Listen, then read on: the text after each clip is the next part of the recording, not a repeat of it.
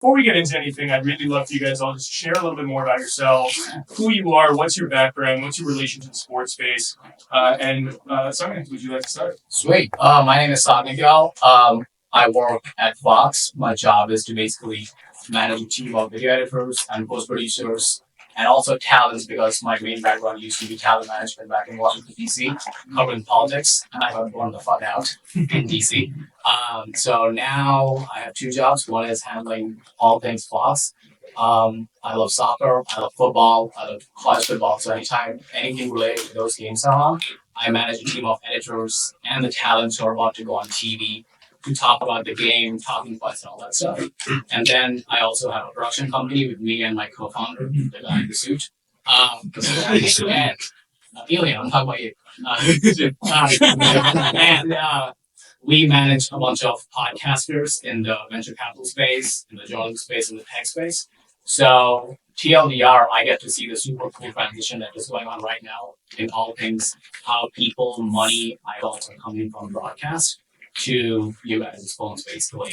So that's something which I'm super stoked to talk to you about. Awesome. Adam? Yeah, I'm Adam. I'm a born and raised New Yorker, not too far from here. So I started my sports career really in sports editorial. So, running NBA blogs, curating the websites. Sort of took a shift to social media a couple of years after college. Started freelancing, running some Twitter accounts, sports betting websites, things like that. But sort of transitioned into a full-time role at Whistle Sports at the Zone, sports media company that essentially just puts on our own original programming with athletes and creators. So there, I really have, I'd say, two buckets where I help with our programming team. So I help run our YouTube, TikTok, Instagram, basically what goes on it every day, planning out how we package our content. And on the other side, also work as a producer. So I help ideate our shows. I'm talented some of our podcasts and things like that. So really just seeing our content from, inception onto how it looks on your feed, basically. But yeah, super, super hyped to be here. And, I've known Jacob since college. So really awesome to see everyone. Day one homie from Tulane University. Yeah.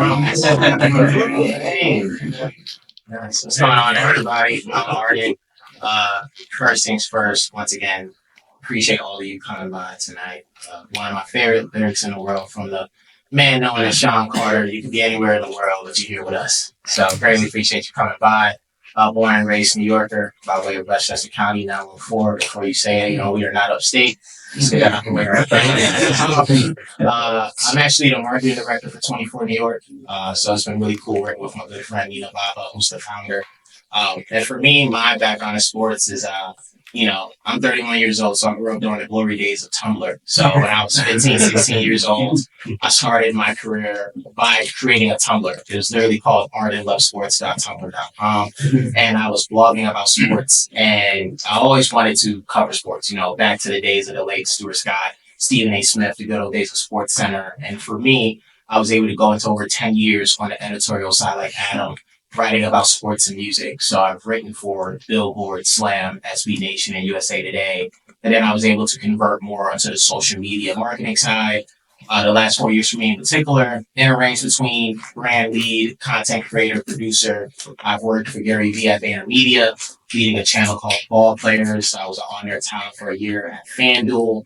And most recently, I was a marketing manager at Fanatics, part of the Bets team that launched Fanatics Fest, which you might have heard of last summer, and WWE World at WrestleMania 40 last year. So 16 years in the game. Shout out to my homie Bianca, who I don't know if she's here. She's a great on-air talent at MSG. Boy, got some flowers. Rose, we just had Rose Day, so damn it, this is Arden Rose. I love it. And the best thing about everybody on the panel too is we're all creators. Like we all work in the industry, but we all make content ourselves, which I think is really unique. Because I feel like in this space, you're kind of one or the other. You don't really get to sit at this unique intersection. Sagnik has this incredible YouTube channel where he interviews a ton of creators on the city. Adam also does a lot of content himself on TikTok talking about sports, even outside of his role. And Arden obviously has Don't Care and creates a lot of content for himself, talking a lot about the sports industry in general. But what I think is really cool is that we have people who are very social first, but also, Sagnik works in traditional publication and production, which at Fox Media. So, I really want to talk about the intersection between social first content strategies and, hiring production that we kind of used to see in sports. Many brands and media outlets are still kind of relying on repurposed content. It's very easy to get sports clips, put them on social. ESPN Top 10 was literally that for years. What does it mean as a sports brand to be truly social first in today's media? And how do you think a lot of these traditional platforms like a Fox or NBC or something are trying to shift more towards social first? And I obviously would love to hear from Adam too, because Whistle Sports is a social first sports channel. So we're going to make this very conversational. So we talked about this before, so maybe we want to jump in. I can kick it off. Yeah. So to your point, right? Like in sports, everyone's really covering the same moments, right? Like there's a rush to cover when LeBron has big three. Everyone's posting that. So it's like, how do you find ways to stand out when it's such a competitive space? And to be like social first, right? I think you've seen pages really shift away from what you're saying, right? Just the highlights, right? But really emphasizing those human moments in athletes. I'm just thinking of examples that have happened in the last few days. Like we had a post on Whistle do really well. That was like, it was Donovan Mitchell like in the locker room, and you could hear like Leandro Ball's new song playing. I wanted that to be our walk-up song. It's a hot song right now. But he just had a hilarious reaction. We were like, oh, I haven't seen anyone post this. Like we got that post up, crushed for us. But that's the idea of like social first in sports now, right? It's those moments that have great access to athletes and where you see them like as super relatable people, right? Like everyone commenting that was dying laughing and sending it to everyone they know, right? And I say that too as someone like, even if I didn't work in sports, I'd be consuming same content I do for my job, right? So if I saw that post, I'd know I'd be mass sending that to all in my group chats and everything. Like this is hilarious. So social first to me is really just like, showing how athletes can really just connect with the average person, right? And we have so much access these days. So I think you've seen on so many pages now. I think a pretty big distinction in what we do in sports is like, are you doing media or are you doing content? So what it means to do media is like, oh, this play just happened, click the highlight, put it up online. That's doing media. Your content is building community. Content is all things that we saw Taylor Swift during NFL. Content, it's a little much for content increases the size of the pie, whereas media keeps the engine running and the lights on. So I consume a lot of college football, but at the same time, like this year, I saw a lot of newcomers getting stoked about college football, not because of the game, but because of like all the lore of all things Travis Hunter has gone through, right? So the question is to people behind the scenes, if your job is covering sports, can you figure out what the story is beyond the scoreboard? If you can figure out that equation, then you're building a long-lasting equation with the audience. And let's just be honest, Gen Z has like the attention span of butterfly. So it's a hard task. Like, I'm 28. Me and my friends, we still sit around the TV, watch the game. We go to a bar, watch the game. As weird as it sounds, that culture is kind of sort of, it's like, I'm just gonna scroll on TikTok and see the highlights. Yeah. So I saw stats somewhere like, I don't know, like 2/3 of Gen Z would rather watch someone reacting to a live sports event rather than watch the sports event, like the sporting event. How crazy is that? Right. So that's the economy and that's the landscape we're dealing with. So the more stories you can tell beyond the scoreboard, that's how you're gonna like get people who will keep coming back to your channel. Yeah, I mean, it's very much like the one-to-one relationship you have with individuals, because I feel like athletes feel so far out of reach. Traditional celebrities have felt so far out of reach for so long, but now with social media and all these reality shows up, we kind of get to see kind of behind the curtains. I mean, I don't know if you guys watch a lot of Netflix. I was way too much about the content, but like the tennis show that happened where we got to see Taylor Fritz and like his girlfriend who's a creator, and then kind of, traveling around the world, seeing the behind the scenes of kind of the basketball scene. I know that they just put out this TV show where it talks about like LeBron, Jimmy Butler, starting five, and they're doing it with every single sport, and it's really interesting to kind of see behind the scenes of what these people are like. They're not abnormal, they're not superhuman, they're just kind of regular people who play a sport, but it's interesting to kind of see who they are on the inside.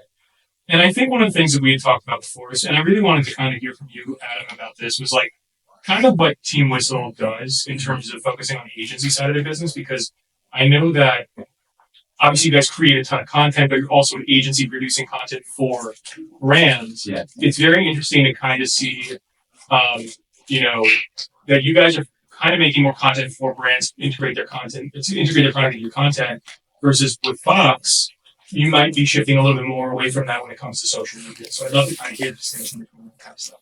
Yeah. And of course, like all these different sports media companies operate in like similar ways, some are different, but with Whistle, you know, what Jacob said, we have our own original programming, right? Like we have our YouTube videos with some in-house talent, some creators that are, you know, external that we'll work with, or athletes. So in the same sense that you might watch like a Barstool show or something like that, like we have that as well. To the agency side that Jacob was alluding to. So a lot of brands come to us to essentially make sports content. Like it can be, I was explaining to someone earlier tonight, it could be Walmart, it could be Popeyes, it could be something that has nothing to do with sports, right? And they'll be like, hey, you guys have all this like really sick, you know, sports content with all these dope athletes and creators on your channel. Like we want to do that, but we don't really know how. So they'll come to us essentially, and it can be any kind of brand integration. It can be as simple as a logo slap. So it can be, let's say we have one show, right? That is athletes and their, you know, their wife or their husband, and just like a day in the life of them, right? Just their behind the scenes. It can just be brought to you by Popeyes, and there's like a Popeyes logo on there. Or it could be like a big brand integration where it's like, check out Bradley Beal on his off day. What's his favorite cheat meal? It's the new Popeyes sandwich, whatever it is, right? I saw Christian McCaffrey do something like that with his wife. Yeah. So a lot of brands do come to us, and that's, you know, really our bread and butter. Martin too, or so Whistle can speak that too, but it's just like that it's like a quasi agency that's also, you know, its own sports media company with its own original content. So really what I'm trying to say is like you can get very creative with how you integrate brands. Because like I said, there's so many different ways where it could just be as simple as a logo slap, or it could be, you know, really highlighting the brand and something that they're trying to push. So basically they just come to us to, you know, generate sports content for them, essentially. I think something a lot of people in marketing underestimate, which is the combined IQ of the internet. Like, which is I don't underestimate that. People have a really strong bullshit detector anytime any integration does not feel authentic. And everyone here uses social media, and they know anytime someone is plugging something and it doesn't really feel natural. Yeah. So never underestimate like how affable your integration needs to be. It needs to be super sync. It needs to be really, really, really seamless. Like think about it from like a product point of view. The advantage which TV has is that the talents don't need to give a shit about the ads. It's just there, right? Just like YouTubers don't really need to care about like what ad YouTube is playing on their videos. It just plays on its own. But when it comes to integration, it's a one-on-one thing. It's you telling your people, hey, I care about this, ergo you should care about this. How intimate is that, right? And never underestimate, even if you're a singular YouTuber or an agency. It needs to just feel hyper authentic to its core. Well, that's also something I kind of wanted to lean into too, because obviously Adam, you mentioned Barstool, which I think is really interesting. I didn't really watch a lot of the Barstool content. I don't really watch a lot of the overtime content, but I feel like those two companies in particular are basically building out their own ecosystems where they have creators who completely represent the brand. Where, you know, Overtime Meg, Overtime Alex, you have Grace O'Malley, right? Yeah. Grace O'Malley just left Barstool. Yeah. I think it's really interesting to kind of see how these companies are now building out their own kind of celebrities and actors in their own ecosystem. And I'm very curious to get your perspective. Like, how do you see this model shaping the future of sports media or even brand media? Because if I was a brand like an alcohol business and I had a little leeway in brand safety, maybe I create 3 or 4 channels and have some person go out representing a specific audience and making content. What do you think the future of creator brand, like I don't know if I'm saying this right, the creator brand ecosystem looks like in-house? I can jump in, yeah. This is for anybody, whoever wants to. Yeah, I mean, I think you see it everywhere, like you said. Barstool and Overtime are obviously big examples, but I think a lot of even smaller media companies are trying to build up their sort of internal talent and have these adjacent podcasts with, could be, you know, like Whistle. A lot of our shows and podcasts are still under the Whistle handle, but a lot of people will still create new shows. Like Barstool, for example, there's so many different podcasts that you sometimes you don't even know that they are Barstool. You were making this point the other day. Yeah. But it's still within that, sort of Barstool voice and community. And what I was saying earlier is about, when you're programming on your page as a sports media company and trying to post things that are relatable, that's what I think resonates with the audience so much is that, at the end of the day, no one's reinventing the wheel for the most part. It's really, most of these shows are just two guys talking about sports in a room, right? Like, at the end of the day, a lot of these shows are not reinventing the wheel. They're very similar, but they're very relatable because that's what we all do, right? That is what the fan does. That's what you're doing in your group chats, what you're doing when you're watching sports. You're just kind of, just vibing watching sports. So. Talking shit about the Jets. So I think that's what's been so cool about that kind of boom in, creators at these media companies as like internal talent. But it's going to continue because, like I said, it's a proven concept, and no one needs to reinvent the wheel at the end of the day. A pretty common tension right now is between all media companies, managers, producers, and the respective talent. Because everyone realizes that anyone can make content by themselves. Like you mentioned Barstool, let's just go to an example. Caller Daddy, they hired, Alex Cooper, they paid her like, $70 grand from the rip. The podcast grew like crazy. She had leverage. She wanted to leave. Eventually she did leave. And they realized that, in this case, she has leverage because her audience is so big that they don't even know that she's employed by Barstool. Yeah. Right? So that's how cohesive a relationship with their fans is. It's like they watch it for her. They don't watch it for... They don't give a shit about Barstool. Yeah. So, and then in that equation, she had leverage. So she left. And then Spotify scooped her up. And now Sirius XM scooped her up for, I think, $225 million. So that's how much leverage you can have if you are good at what you do. It's pretty awesome. 1% of people will be better than everyone else at any game. So if you're not that 1%, how do you keep your job as a creator in a media company while staying humble and also figuring it out what life looks like without a W-2 salary for you? Because I'm super honest with all my creators. Like, hey, I know you're creating content on your own. I'm stoked for you. I'm a theater kid. I love when people make content by themselves. I will never tell anyone to stop recording. Obviously, don't break non-compete laws. Don't make content just competing to the people who are paying you salary. But at the same time, like, if you want to figure out what it looks like, here's the thing, man. Like, not a lot of people realize that being an independent creator is tough. Yeah. You are not just a creator. You're a businessman or a woman. Like, you're not just figuring it out, like, how to make videos. You're figuring it out sponsorship, how to keep the lights on, how to pay the editors, how insurance, taxes. Do you want to do that? Like, you want to sign on for that for the next 5 years of your life until a fat paycheck comes to your table, random day? If you don't want to do that, there are jobs. Get a job. Right?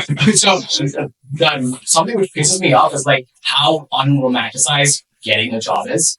At the end of the day, my suggestion to all independent creators is like, figure out something which keeps the lights on, puts food on your table, while at the same time, keep pushing yourself towards making content by yourself. Yeah. What I was going to say to add to that was I totally feel where you're coming from because, again, like I'm 16 years in.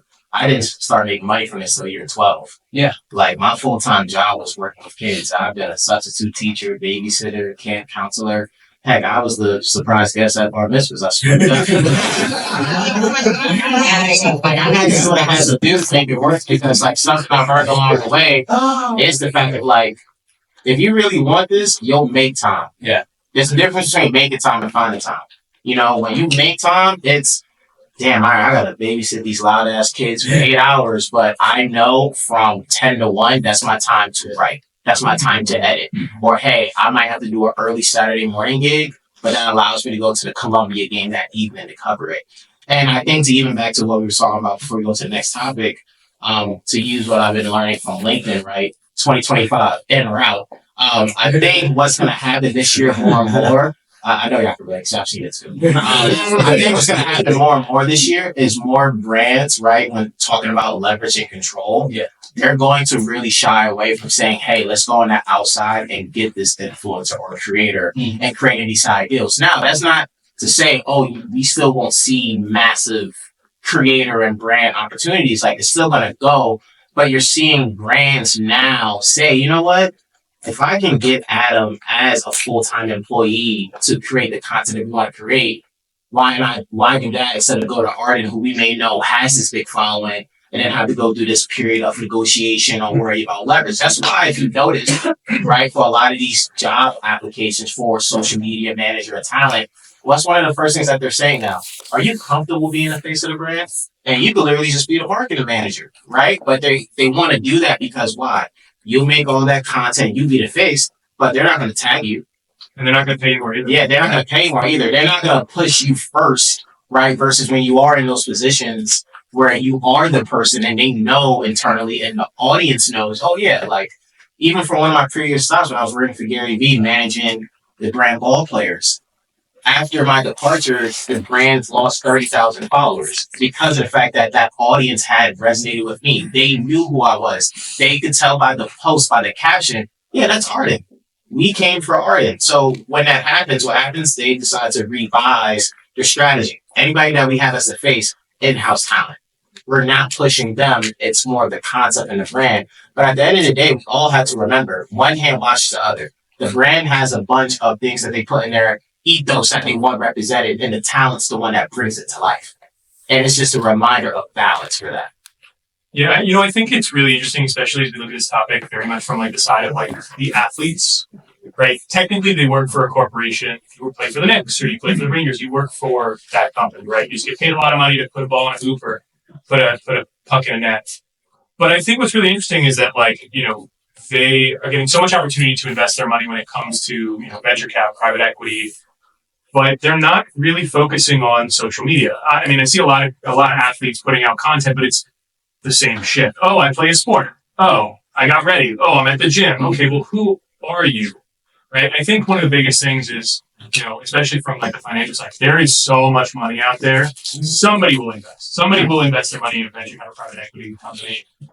But ultimately, why do they want athletes? It's for their face. It's for their recognition. It's for who they are. And I think that's one of the things that we're kind of missing a lot today is like athletes who are really focused on social media. And I'd really love to get a deeper understanding from you guys. Like, how do you see athletes building on opportunities in social media, whether it's collaborations or developing their own opportunities? Like, I saw something like Carmelo Anthony launched his own wine business. Like, he should be talking about it on social media. Like, Jaron McCain was drafted like first round in the NBA draft of the Sixers, crushing it on TikTok. Like, how, and I'm not saying every athlete needs to be in front of the camera or be in content, because obviously maybe they don't want to, but how do you think they can leverage social media better for their own endeavors outside of sports? And how do you think creators, especially some of the creators in the room tonight, can maybe even partner with athletes as a way to kind of bridge the gap in these industries? I think like a big caveat here is that where you started, where you ended. I said a lot. No, you ended at like, the caveat is like, at the end of the day, these are athletes. Yeah. Like, imagine if Tom Brady was making TikToks, like Bill Belichick would beat the shit out of him. And he would get like 7 rings or whatever. The point being, if you're an athlete, if you want to play a sport, be good at it, that's your job. Yeah. Do that. The reason athletes right now are leaning on social media because they are realizing that, hey, what does life look like after 10 years of me playing the sport? And if you are a beachier athlete who's whatever, you need to actively think about that. Yeah. And they are forced to think about that because they're looking at this like landscape. Every athlete has a tequila brand. Every athlete is selling something or whatever. So they want to lean into that. And to your point, there is an authentic way to do it, and there is an inauthentic way to do it. Yeah. People who are 1%, like the athletes who are 1%, they would always be good at content. So Ronaldo has a YouTube channel. I hate his content because it's just like random highlights of his day. Yeah. But it will still crush because it's Ronaldo. Yeah, right? Of course. So, but someone else like Julian Edelman, he has a podcast. He is super personal in that content. He talks about his day relationship. Gronk is just being Gronk right there in the podcast. So if you can build relationships in a way where you don't seem inapproachable to the normal sports fan, that's where you can actually move, march, sell things. It all comes down to like how normally you are willing to be after your sports career. So I think that's what all these athletes need to do, because for their whole career, they are on a pedestal. People are watching them on TV. They are getting paid more than anyone can imagine. how do you bring yourself to a point where you are just a TikToker like everybody else? And you know what it is though too, and I think this is like the underlying thing that most people I think see but not necessarily speak about, because I think it's one of those things where it's like you see it but don't really understand it. It's really a generational thing. Yeah. Because like even from where I sit on the sports side with particularly basketball, I cover all three levels of basketball. I do high school, college, and pros, but I'm really tapped in with college kids. And the high school and college kids, they're the ones who automatically are understanding the power of social and building a whole brand. But the thing that they're doing when we're talking about, how can this athlete create their own original content? And my guy Anthony can speak to this because he's super tapped in with high school and college hoops as well. They're connecting with the shooters, as we like to call them, that have been following them for their whole career. So, like, you know, for me, growing up in New York and covering the New York hoop scene, right, here's a name you might know, Ian Jackson, right, playing at North Carolina, projected first-round pick. This is somebody that for a lot of us growing up in New York, we've watched them since high school, but there's a lot of great shooters that have covered him throughout the years to where they're the ones who he trusts to do the day in the life, the behind the scenes, right? It's like some of our friends, Hector Martinez, AK Moving Pictures, or Shay Hoops, or Shay's Days, right? Even my guy B. Hill's been covering a lot of the New York City talent there. A lot of those younger kids are connecting with them because they trust them. And that's how you actually get more of the authentic behind the scenes, day-to-day coverage paired with the kid that's already incredibly savvy on social. And that's the difference, right? There's a difference between, you know, it's not shade versus like, okay, the big media platform who does their day in a life that we know is the branded, right? That's all empowered via ad dollars for the numbers versus someone that goes by the name of Nick in the Cut, who's like a 21-year-old from California who's been following Jerry McCain, and he gets the same amount of views on his video that these other platforms get. Why do you think that is? Because there's been synonymous connection between both sides, between talent and that creator. Because yeah, dog, you covering me since the 8th grade. Yeah, my mother knows you. So yeah, you can come in my house. You know my mother doesn't let nobody in her house because you've been covering us. So it's both sides of it, right? It's a generational thing. I think it's really tough too because we kind of look at the space and we see the big names, right? We see Tom Brady, Julian Edelman, the Mannings. We see, you know, Kelsey obviously being the big breakout stars from this past season. Like, who gives a shit about a center? He's the only center that anybody knows in the NFL. Like, I think what's really tough is when somebody takes off their helmet or their jersey and they're just walking around New York or the city, you don't know who these people are. Like the left tackle on the Minnesota Vikings, I mean, I don't know. If I saw him walking in the street, I had no idea who he is.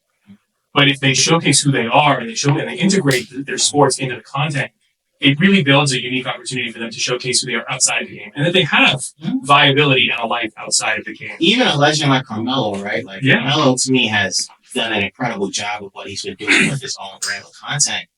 Even Melo's connected with a lot of those same shooters that I've mentioned, you know, like even a show like a Roommates podcast, right? Like a lot of those photographers that they have are folks that are peers, that are friends, like my guy Captured by Mike, Randy Cruz. These are people that we've covered games with. I'm running a lot of new games. Yeah, that's what I'm here for. These are our friends. We literally covered games with them. Those are the ones who you're like, damn, whose photo is that? That's Captured by Mike. That's Randy Cruz. And so there's proof that regardless of the generational difference, the right athlete knows who to tap in with. Yeah. And I think some of those platforms like Whistle, like Fox, like even Wave Sports Entertainment, they know in order to really get the content that you want, let's say more of that BTS stuff, you got to go to the shooters who are on the ground, who even the talent knows like, yeah, I need a capture box. I need such and such. I feel like the sports space is really unique, obviously, as we look at like NIL, as we look at integrating athletes within campaigns. You know, I'm not a sports marketer, right? I've done 2 sports marketing campaigns my entire career, both when I was at TikTok. One of them was with Juju Smith-Schuster. We had him on for a Snickers campaign, and he was like dancing. It was just whatever, some random TikTok. But that was the year that he started like screwing up in the league. He was on the Pittsburgh Steelers. His performance was down in the toilet, but they blamed TikTok on his performance. They were like, well, you're spending too much time on social. The other one that I worked on was with, I don't know if you guys saw the Goldfish campaign with Boban Marjanovic at any point. They said, hey, my hand's the biggest hand in the league. Like, put more goldfish in it. I advised them for weeks not to do it because it was so bad. But they did. They brought in Taco Fall. They brought in the other guy on his team who he's best friends with. I don't know. But I feel like there's a big miss with brands really understanding how they integrate with athletes, right? Do you bring them on to a shoot? If you're in doing NIL, kind of like, I think it was maybe Iowa State or something, it was like eat more bacon. And it was like, because it was 4 players in Iowa State who had eat more bacon something, and that was their last name. So it worked out, but that they didn't have to do anything super creative. They're not creators, they're not influencers, they're athletes. How do you think about integrating athletes in your content, whether it's NIL or even comparing NIL to traditional influencer marketing, where influencers should have a better idea of how to integrate product into content where athletes just do not know? Let's think about like one brand which every football player who has gotten big had to rep, which is State Farm. Like we all remember like State Farm's like even like Aaron Rodgers This guy's double check, just bro. like doing this. Okay. So like sometimes it's as simple as getting an athlete, doing a funny ass script, putting it on TV. That works for broadcast, Yeah. right? Because there's no relationship building. It just needs to be entertaining. But if it's someone like Livy Duck, who is a TikToker, a gymnast, and a great athlete. So for her, like she's not on TV per se. Yeah. So when she is repping a brand like, I forget, it's like the Owl values of like, I don't know, some sort of like workout gear. So the integration needs to be, she's wearing that on her day-to-day lives, in her TikTok videos. If people know that, oh, she actually reps that. So she's not an athlete, but she's like a TikToker, like Strawberry Milk Mom. She has sold the shit out of her bikinis because she has good content, which is the top of the funnel. It doesn't feel like a product placement. It's just part of the conversation. So how do you take that same model and copy paste that for athletes? Yeah. That's the problem solving which the athlete managers need to do. Because as it turns out, an athlete's primary job is not to be funny on social media. Yeah. It's to fucking play the game. So how do you take someone whose full-time job is as intensive as being the 1% of what they do to also be really good to the point where they can employ people, have managers, and have people who are handling their merch? That's the problem solving here, which I again keep coming back to is relationship building. And once again, everybody doesn't need to do that. But if you want to sell stuff, you have to. I know I'm gonna age myself real quick. You really brought it back when you mentioned State Farm. Remember when they used to make candle commercials? Good old days. I just had to say that. It's on my mind. I'm sorry. I had to say that. I have the candles. No, I was just gonna say, just to add on to that too, like, so Whistle does these videos, YouTube videos with athletes I was kind of alluding to earlier. And admittedly, a lot of the time they can seem stale, right? It can seem like it is just like an athlete reading a script and no one's really resonating with it. What I say to like people at Whistle and when I'm talking to people in the industry is like, really trust those people who are in the weeds, like the sickos, right? The guys on NBA Twitter, the programmers, the guys who are just obsessed.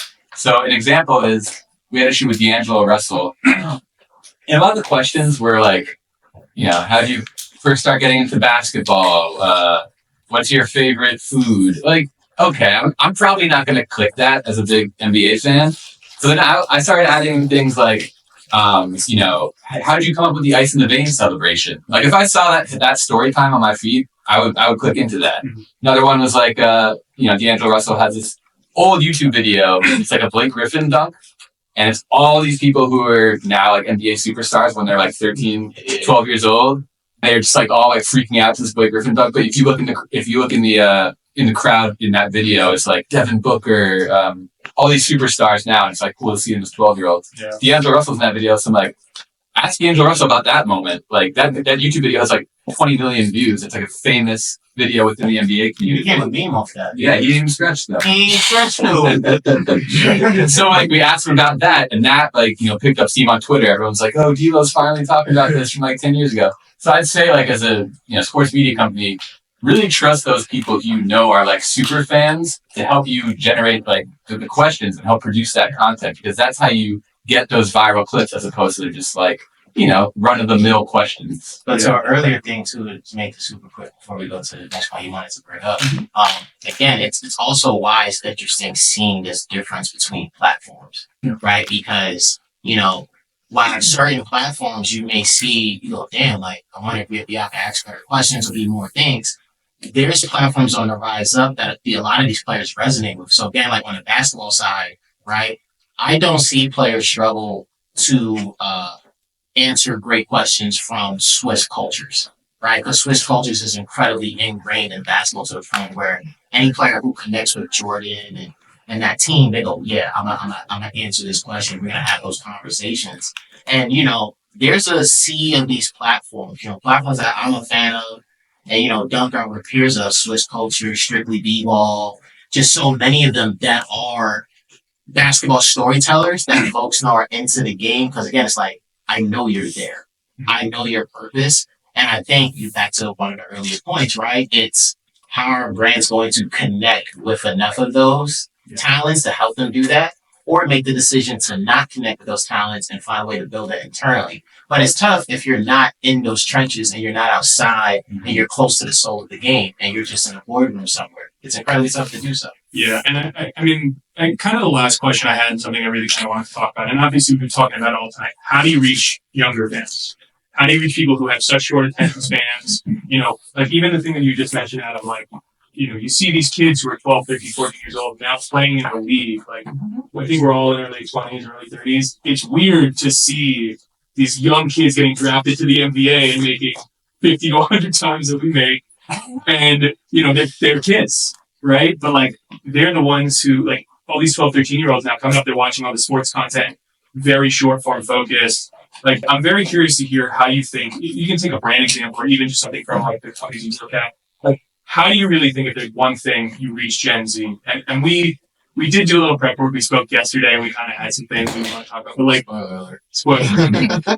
but we talked about like the Manning fan fest, right? We talked about, reaction videos being such a big thing.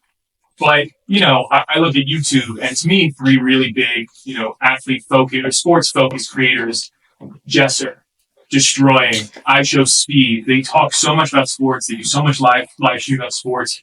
But you can't go to them. They cost so much money for any brand. If you had to do one thing to really build up what you guys are doing today, especially in the sports space, what would you be doing to really reach that younger generation? Snap. I will go strictly to the kids on TikTok and make them incredible mixes and say, let's build. Seriously. It's super fast moving. Those kids, like, I saw a funny tweet that was like, despite all of the lack of progress socially, the amount of people who've learned how to make these incredible mixes in TikTok have made it work.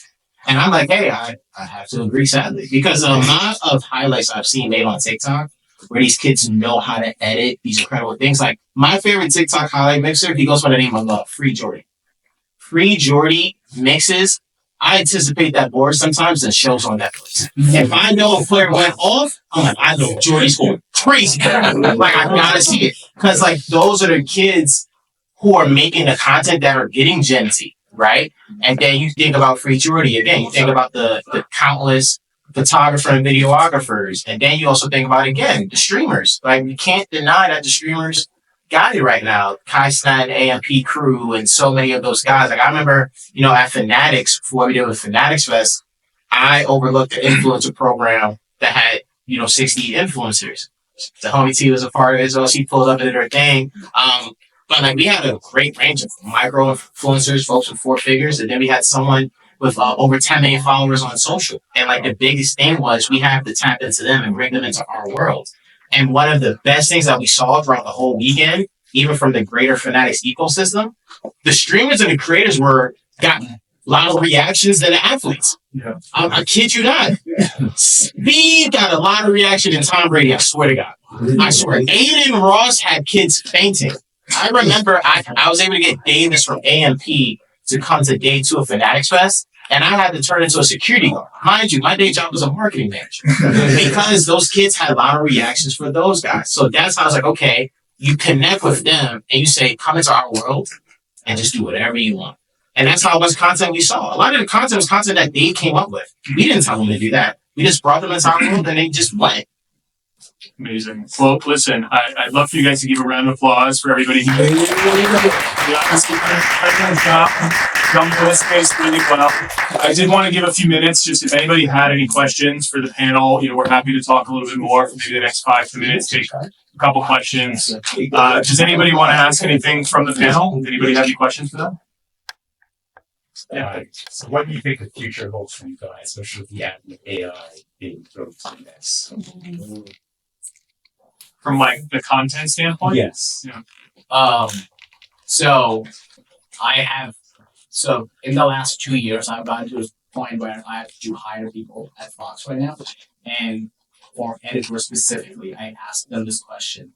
And my go-to thesis is that you will not be replaced by an AI. You will be replaced by someone who knows how to use AI. Right? So I have a production company on the side, and all our editors use AI to expedite their workflow. So you can integrate AI in all things content in a way where it makes your life a lot easier. So my mindset is always not of scarcity and of abundance. So if you can integrate it in a way, it'll make your life a lot easier. And specifically relevant to what we do, AI is not going to replace like athletes, sports culture, what it means to, give a shit about an athlete and like go to a game. Like that's one of the more human experiences we have. So that culture is not going away because of AI, but how AI will improve it is like there's better viewing experiences now right now. So like if you go on Amazon Prime and you scroll down and the game is going on, Thursday Night Football, there's a version which looks like Madden, which is pretty cool. So I see it in a way where if you work in anything content, it's beneficial for you. No one's taking that away. At the end of the day, it's storytelling. Machines can't tell stories. You have to. The machine will help you write it better. So, like, I don't like to tell people to like get scared of AI, but figure out a way where it can improve your job.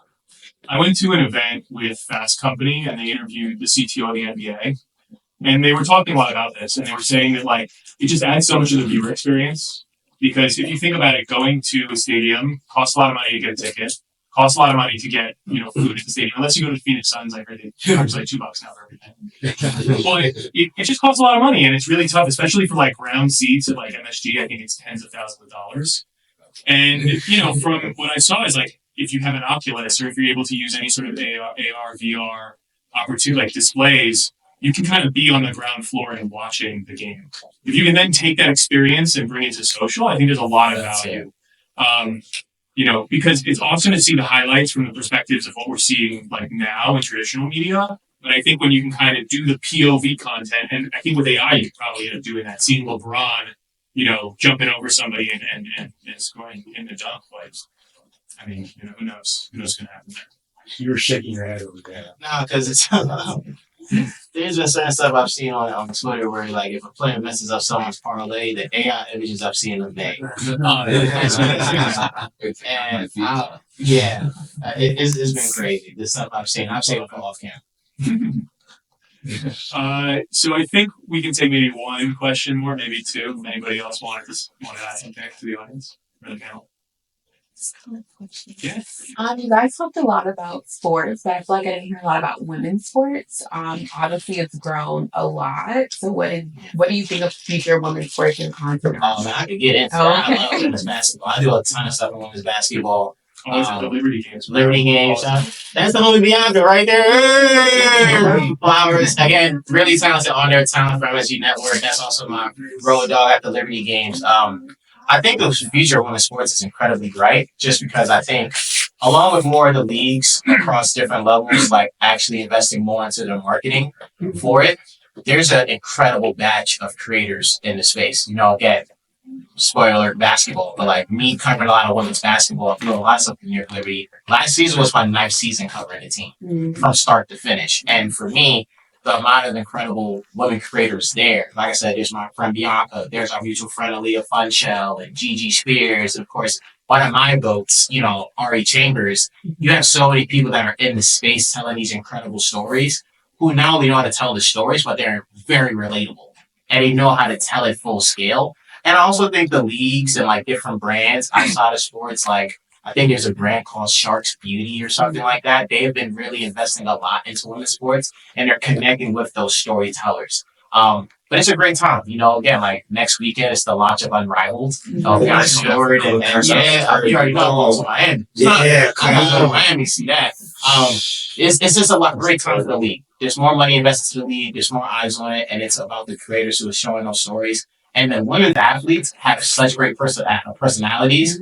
And similar to what we talked about, they're making a way greater investment into telling their own stories and taking advantage of their own narrative.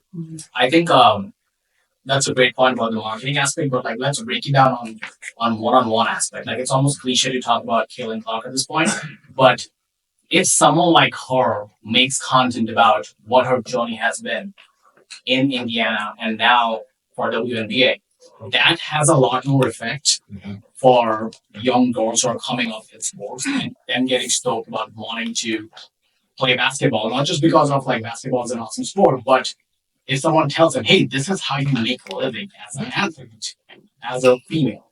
And for them, if they can highlight the point, hey, first year wasn't that great. Second year, I got a new NIL deal because I was making videos online. And then I went pro.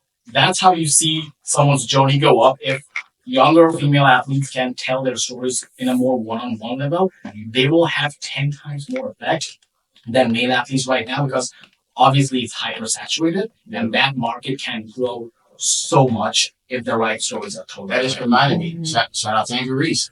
Yeah, the podcast has been doing incredibly well. You're just on the cover photo. Yes, you're on the cover of both. And again, it's the opportunity, like you said extremely well, just telling more of the story. And I think, again, we're going to see a greater evolution in that. And the leagues are going to tap more into it. The media companies are going to tap more into it. And again, I love how many just great creators there are in this space that are into it. Like, and again, with Unrivaled, like, bro, we got to make our way to my Kirby's crazy right now. bro. We got to go crazy incredible. And I would just to add on to that too, just from my like perspective on the editorial side of like, we're covering all sports at Whistle, big moments. Big WNBA moments is like all hands on deck. Like Ava Reese is playing Caitlin Clark tonight. Like, are we properly staffed for this game tonight? Like over NBA game, like this past year has, from our POV, like some of our best, most viral posts have been about the WNBA. Even Women's World Cup the other year, like there were some Trinity Rodman moments that went crazy for us. So definitely, like an invest now team of sports for sure. I think it's really interesting too because it's not just the WNBA. Like if you look at the U.S. Open, there were so many creators going to the U.S. Open creating content. I think we probably all saw like the caviar creme fraiche on the chicken nuggets by somebody. Like there's just so much content that's being propagated from the influencer side of things too. And I think it's really interesting if there's a way for, these leagues to bring more creators into the game where it's like, well, hey, we have these 50 to 100 like lifestyle creators in New York. Let's bring them to a Liberty game. Let's have a conversation with them and our athletes, bring the athletes into some of the content and like try to build them out a little bit more as well. But I mean, I think Coco Gauff really took off on social media because of like, did she win the US Open or was it the Wimbledon? Yes. US Open? Like, I think it's tough because like with traditional sports media, or I guess not traditional, but like with men's sports media, there are always the few people that really stand out, right? The huge highlight moments, the big opportunities. And I think it's maybe even like 1% or less than 1% of athletes are probably even really well known. But what I think what's really interesting, if there's a way to kind of create maybe more of a happy medium in women's sports, where it's like maybe you do have 1 or 2 or 3 or 4 or 5 incredibly big athletes that everybody knows, but instead of it being 99% now nobody knows in the men's league, like maybe it's now we have more of this even keel structure where everybody's getting a little bit more recognition and we're building more of a holistic opportunity for all of our athletes and not just for the top 1%. So I don't know if that's a thought. I will just give like one quick example of how much good storytelling can change people's lives, especially for women's sports. So I don't know how many of y'all watched the Wrexham documentary on Hulu where Rob McElhenney and Ryan Reynolds go and buy a soccer team in Wales, and they basically bring that team to glory. One of the episodes in that documentary was them going and investing in the female team of the Wrexham. Wrexham is like a tiny town in Wales, which is a part of the UK. And I went to school there. That's why it's so personal to me. There are female athletes who play for the Wrexham team who all have like full-time jobs as accountants, as whatever. They just play for that team because they care about their respective soccer teams. After the documentary released, after Wrexham blew up, majority of those female athletes specifically, no longer needed to keep their day jobs because the ad money came in sponsoring those respective teams, and now they get to be full-time paid athletes. Point being, that's how much good storytelling has influence on people's life, and that's like a cascading effect. Like now all the younger girls are growing up in Wales. They see that you can actually put food on your table by playing ball, and that's really cool. Well, I think we should give everybody a round of applause.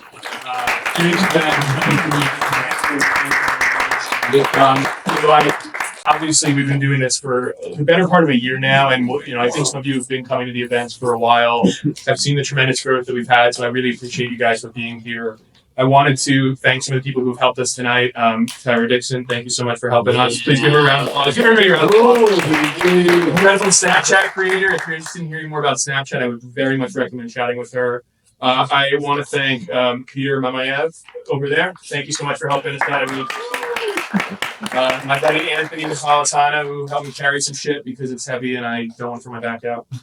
Get old. Obviously, this is a Social for the Win and Dunkyard event. We do really want to thank you all for coming. We want to thank 24 New York for sponsoring and letting us utilize their space. We want to thank Bridget Haggerty and B&H for being a part of the night, capturing the night. We will share some of the content with you guys as well. And then obviously St. James Iced Tea. We thoroughly integrated into our content. Not once did I bring it up on the panel. We were drinking it though, so good on us. And obviously, I really want to thank our panelists, Agni Basu, Adam Kester, Arden Franklin, yours truly, Jacob Wallach. And if we could give them and you guys one last round of applause, I really appreciate it.